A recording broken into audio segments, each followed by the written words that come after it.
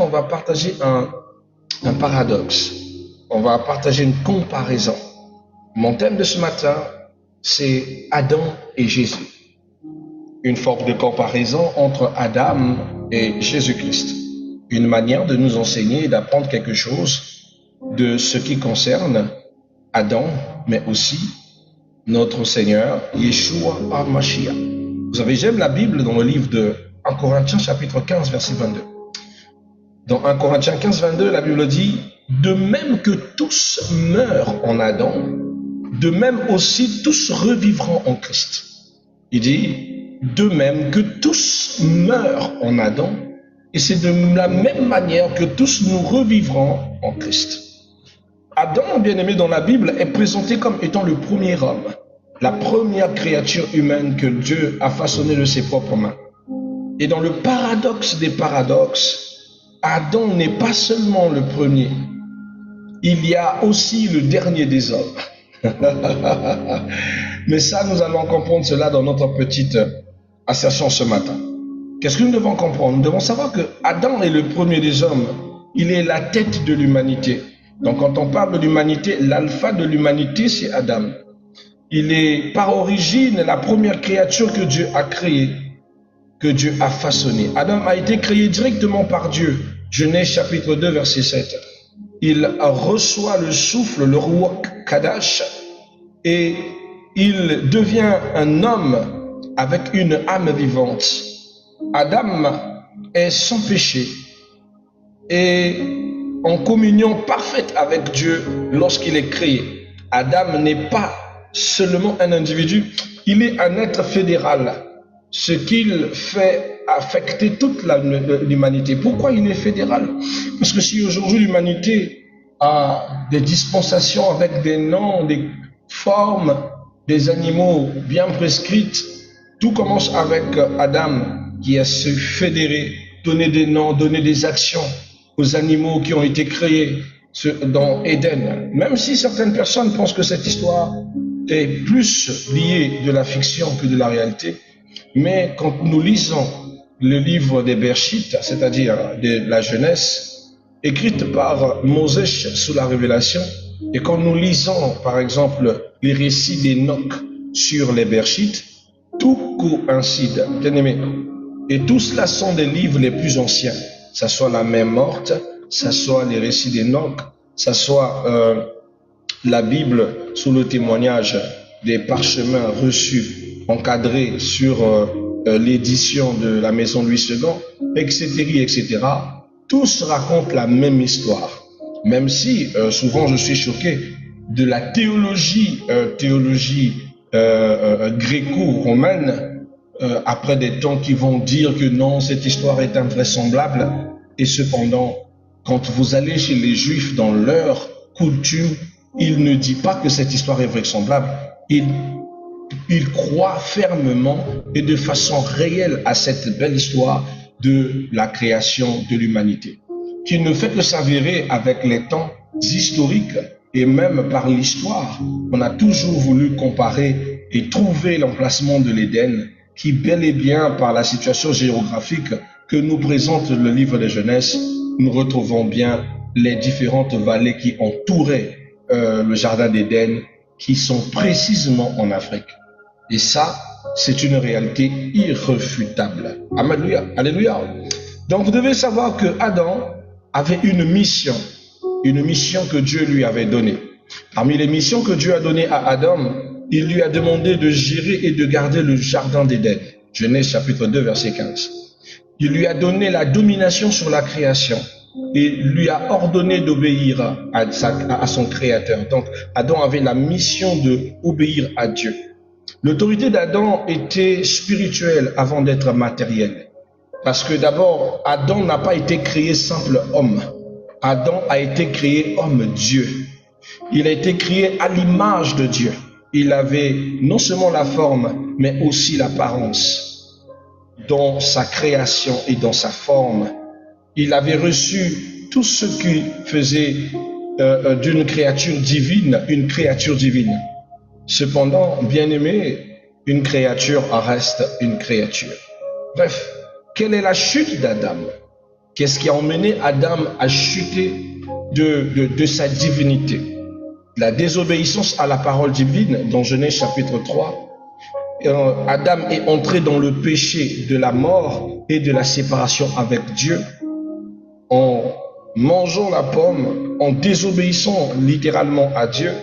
Et nous avons aussi ce côté où Adam perd la divinité de Dieu en lui, c'est-à-dire l'image de Dieu est altérée et non détruite.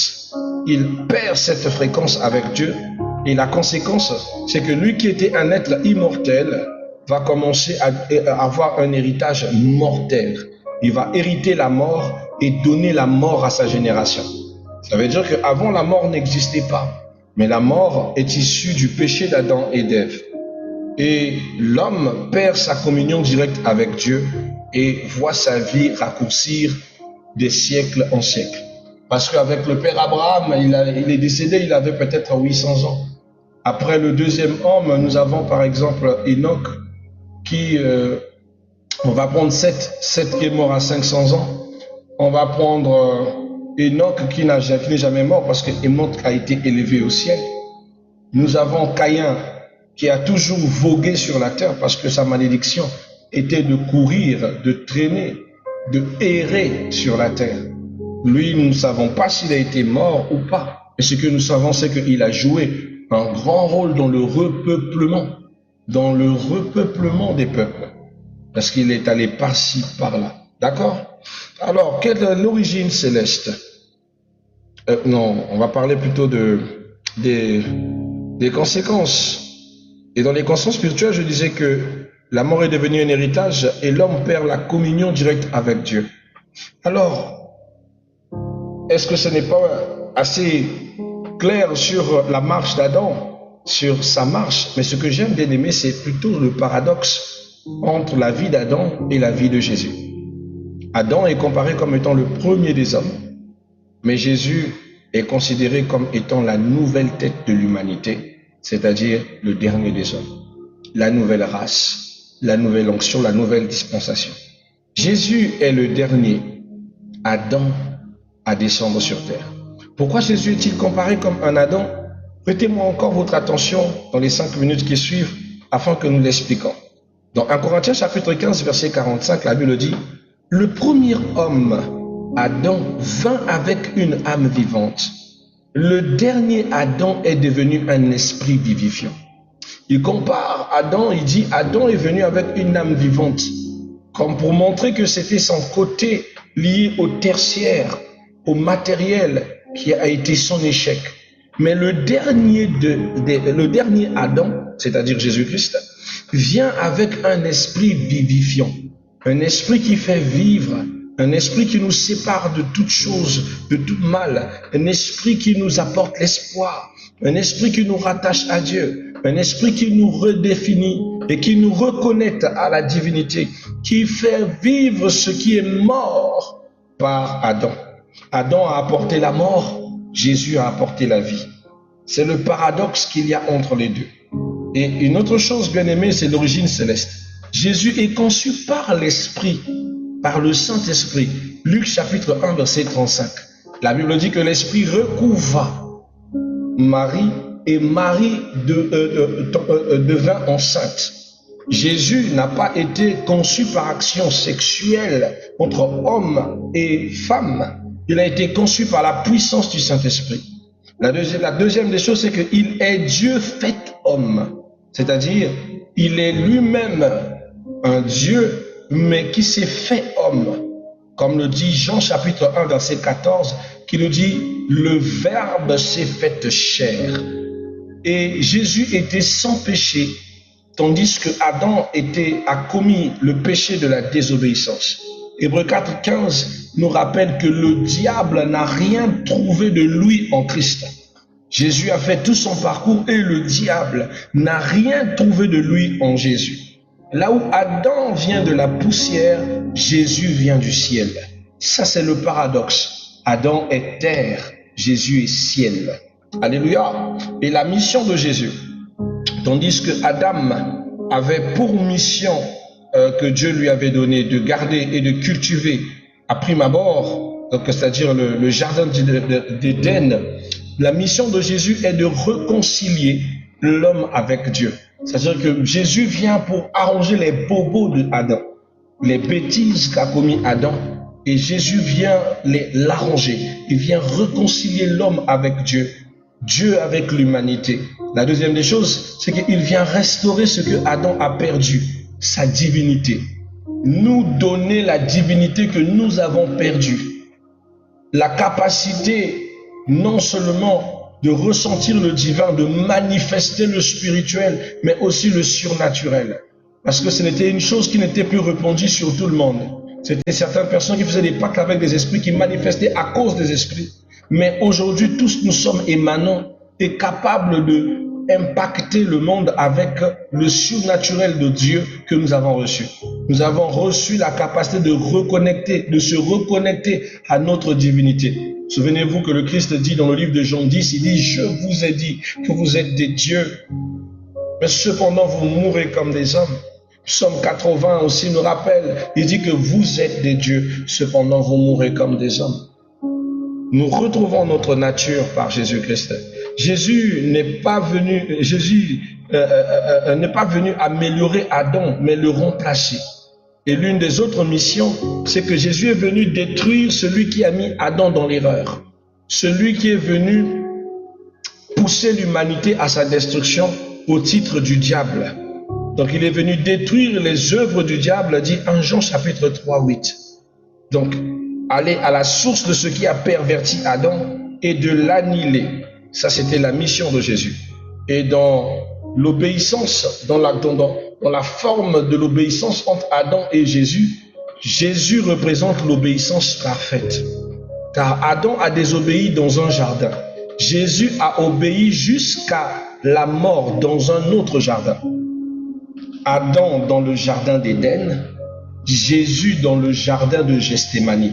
Il n'y a pas de hasard, c'est le plan divin de Dieu. D'accord?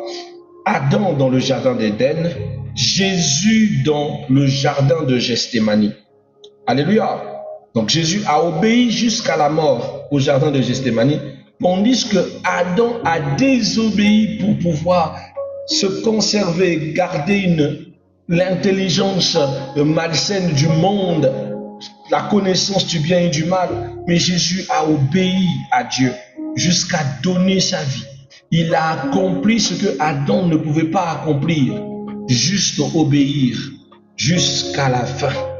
Alléluia. Il a donné sa vie pour nous. La Bible dit dans Luc 22, verset 42, la Bible dit non pas par ma volonté, mais la tienne. Et l'obéissance de Jésus annule la désobéissance d'Adam. Voilà pourquoi nous, enfants de Dieu, enfants du Christ, nous nous définissons plus sur les erreurs d'Adam. Ce que Adam a commis est passé. Nous ne nous définissons plus sur ça. Nous nous définissons sur l'amour et sur le partage. Alors on va faire un petit parallèle, une petite parallèle biblique avec Adam et Jésus pour voir si vous avez retenu tout ce que nous avons partagé. Dans la parallèle biblique, bien aimé, nous devons comprendre que Jésus créé de la terre, et Adam a été créé de la terre, tandis que Jésus est venu du ciel. Adam a désobéi, Jésus a obéi parfaitement.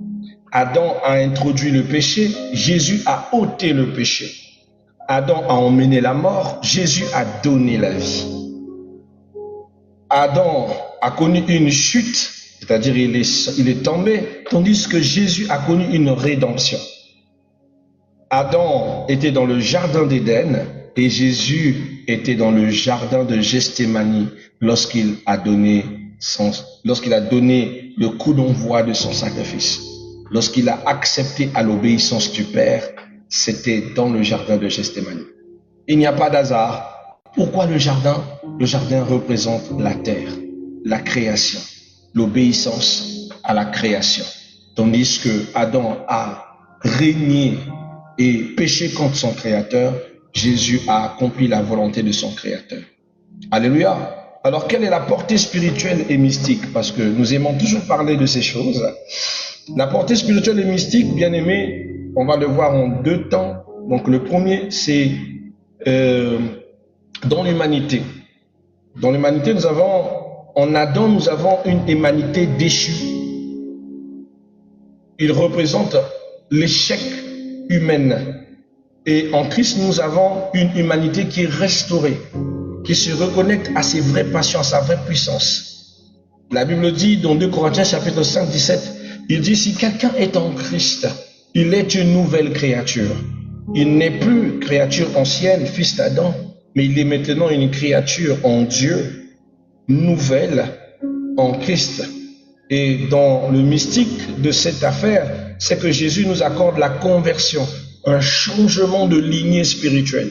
Voilà pourquoi, bien aimé, la Bible dit dans le livre de Jean chapitre 1er, le verset 12, il dit, à tous ceux qui ont cru, à tous ceux qui ont cru en son nom, il leur a donné le pouvoir de devenir enfants de Dieu. Ceux-ci ne sont pas nés de la volonté de la chair, mais de l'esprit. Ça signifie quoi en français facile? Ça signifie que ceux qui ont cru dans le nom de Jésus, ceux qui l'ont reçu dans leur cœur, Jésus leur a donné la capacité de ne plus appartenir à l'ancienne lignée spirituelle. S'ils étaient dans une lignée maléfique, dans une famille maudite, dans une famille qui est dans les liens de famille, qui, par exemple, est liée à la généalogie d'Adam, par Jésus-Christ, lorsque vous l'avez reçu et accepté, il vous a donné le pouvoir de devenir enfant de Dieu, de sortir de la lignée de vos parents, de la lignée obscure de Adam, pour redevenir ce que Adam était à l'époque, c'est-à-dire un enfant de Dieu. Un enfant de Dieu, connecté à Dieu, attaché à Dieu et dépendant de la racine et de la sève de Dieu. Voilà pourquoi, bien aimé, tout enfant de Dieu, tout enfant du Christ est attaché à cette fréquence. Je suis choqué quand j'entends quelqu'un qui me dit qu'il est combattu par des liens de famille étant que chrétien. Ça n'a pas de sens. Parce que mes liens de famille, nos liens de famille sont célestes. Le jour où j'ai donné ma vie à Jésus-Christ, je n'appartiens plus aux liens de ma famille. J'appartiens à une nouvelle lignée, à la lignée de la gloire, à la lignée d'Ésaïe chapitre 45. Mon serviteur ira de gloire en gloire, de réussite en réussite, de prouesse en prouesse. Je ne appartiens plus aux lignées des gens qui sont célibataires parce que c'était une malédiction. Non. La preuve en est, I'm married in the name of Lord. Mais c'est vrai que dans ma famille, le célibat peut être une réclamation. Mais je ne suis plus de cette lignée. Je porte le nom de cette famille, mais mon nom est devenu Chris Wamba de Jésus. Je n'appartiens plus à moi-même, j'appartiens à Jésus. Donc Jésus m'a occulté de ma lignée des ténèbres et m'a fait rentrer dans la lignée de sa divinité. C'est à cause de ça que nous recevons l'autorité de parler sur les esprits, de chasser les démons, de faire ceci parce que nous appartenons à la lignée divine. Alléluia! Donc nous avons un changement de lignée. La deuxième portée mystique, c'est le sang et l'alliance. Le péché entre par le sang d'Adam, mais le salut vient par le sang de Jésus.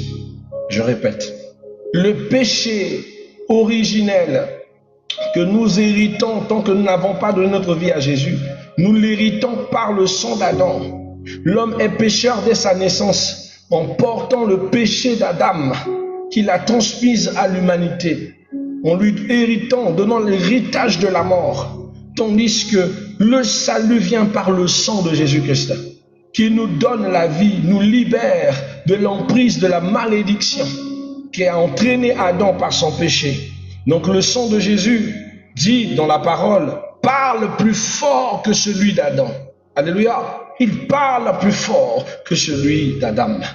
Alléluia. Alors, quelles sont les implications pour nous, croyants, nous qui croyons en Jésus-Christ? Nos implications sont les suivantes.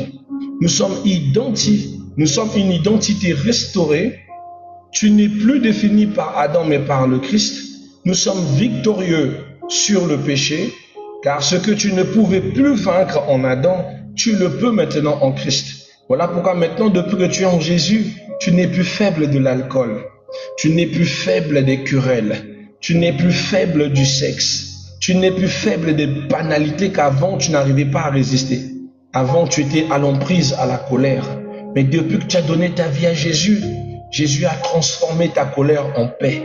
Il a transformé ton cœur et t'a donné la tempérance. Et pourtant, tu n'avais aucune tempérance, surtout aucune patience. Et Jésus l'a transformé.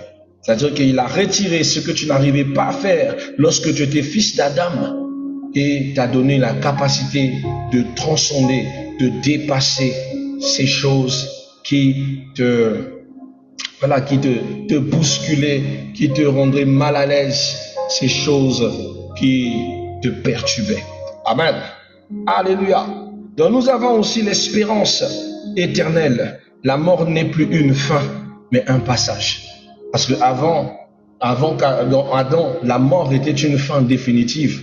Mais aujourd'hui, en Jésus, ce n'est qu'un chemin qui nous ramène à notre destination. Amen.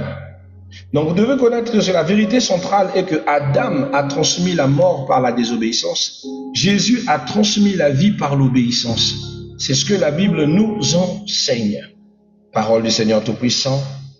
Nous rendons grâce à Elohim, notre Dieu. Voilà, merci d'avoir écouté cette petite enseignement.